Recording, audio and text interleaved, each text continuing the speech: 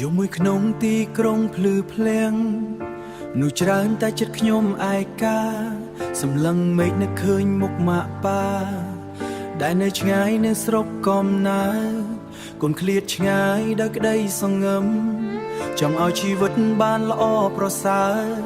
តែពេលនេះមានតែភាពនឿយហត់ដែលចូលមកក្នុងជីវិតកូនសំឡេងទូរស័ព្ទដែលខ្ញុំរងចាំចង់ឮសំឡេងអ្នកសួរសុខទុក្ខ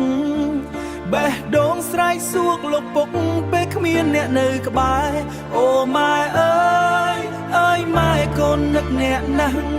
កូនមកឆ្ងាយដើម្បីថ្ងៃស្អែកតែថ្ងៃនេះមានតែទឹកភ្នែកអាណិតអ្នកណាស់នៅផ្ទាំងធ្វើការហត់មិនសម្រាកកូនមិនទាន់អាចជួយឲ្យបានល្អសុំទោសពីចិត្តកូនពេលភ្លៀងធ្លាក់ក្នុងទីក្រុងធំខ្ញុំតែនឹកដល់ផ្ទះតូចមួយមានអារម្មណ៍កក់ក្ដៅក្នុងចិត្ត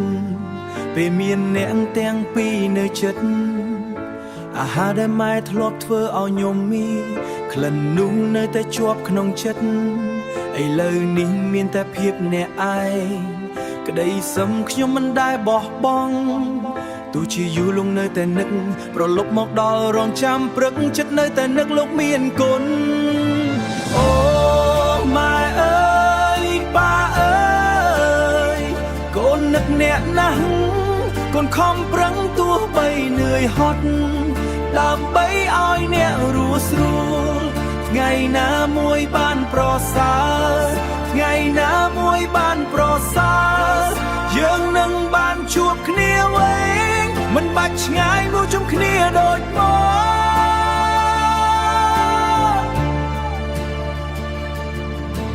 ទោះបីខ្ញុំធ្លាក់ភ្នែករៀងរាល់យប់ក៏ខ្ញុំនឹងមិនបោះបង់សម្រាប់អ្នកទាំងពីរខ្ញុំនឹងតស៊ូរហូតដល់ថ្ងៃជោគជ័យអូម៉ែអើយប៉ាអើយសូមរងចាំកូនផងថ្ងៃណាមួយកូននឹងត្រឡប់នាំក្តីសុខទៅឲ្យអ្នកជីវិតនឹងបានស្រួលមិនមានទុក្ខទៀតឡើយគ្រួសារយើងនឹងបានជុំគ្នា